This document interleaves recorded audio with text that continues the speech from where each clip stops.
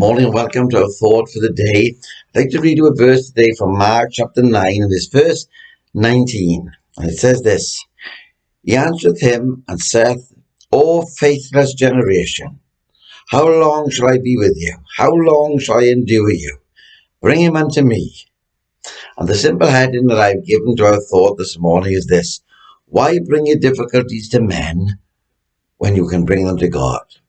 Why do we take our problems and difficulties to men when we're able to take them straight to God? How long will it be before we realize that we must bring all our problems, all our difficulties, not to men, but we must bring them to the divine, perfect Son of God? For we read of a parent who was in such despair. He had tried the disciples and they had failed him. Why had they failed him? Because they were mere men. But now he turns to the divine deliverer.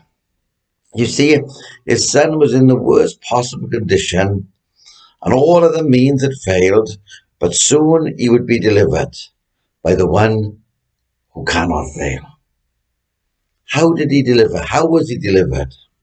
When in faith, friends, the parent obeyed the word of Jesus, when he said, bring him to me. Bring him to me. You, our children, know that they're a blessing from God, such a wonderful blessing from God. Yet, how much anxiety they can cause, how much anxiety comes along with them. You see, there are times when they can be a great joy, but there are times when they can cause great heartache, great concern, great worry. Whatever the case, the cure for every situation is given to us, and the cure is Christ himself. Christ, the text says. Christ said, bring him to me. And we must always remember to take our children, our problems, whatever it may be, to Christ. Bring him to me. As parents, friends, we need to call upon God in prevailing prayer on behalf of our children. Even as babies, for we are told that we are born in sin and shapen in iniquity. And so we must call upon God from their very birth to mold them in the righteousness of God. As soon as sin is there, let our prayers be there as well to attack it. Our cries for our children should precede the very first cry of the baby. We prepare them to experience the presence of God in their lives.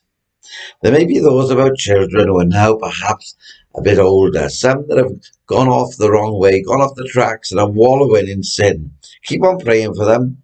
And when your heart is breaking for them, the great physician will say, bring them to me. He still says the same thing, bring them to me. We must never cease to pray for them. For while Christ is alive, there is hope. And the good news is, friends, Christ is alive forever. There are times when the Lord allows his people to be driven into a corner so that we learn how much we need him and how much we need to depend upon him. But when we realize how powerless we are, we realize how powerful he is. What is it that is causing your anxiety this morning? Do as Christ said, bring it to him. We used to sing a little old chorus that simply said, take your burden to the Lord and leave it there. Take your burden to the Lord and leave it there. Remember, friends, at the wedding of Cana, when Mary says, as everything was going wrong, she says, go to Jesus, and whatever he says to you, do it. Oh, God, help us to take that advice this morning. Run to him this morning, for he delights to remove your sorrow, and he delights to replace it with joy. So hurry, for he is waiting to meet with you. Do as God's word says, casting all your cares upon him, for he careth for you. This he is the divine Son of God himself. Don't take your difficulties to men, friends. Bring them to God, for he is the answer to every need. God bless you, and I look forward to speaking with you again tomorrow morning.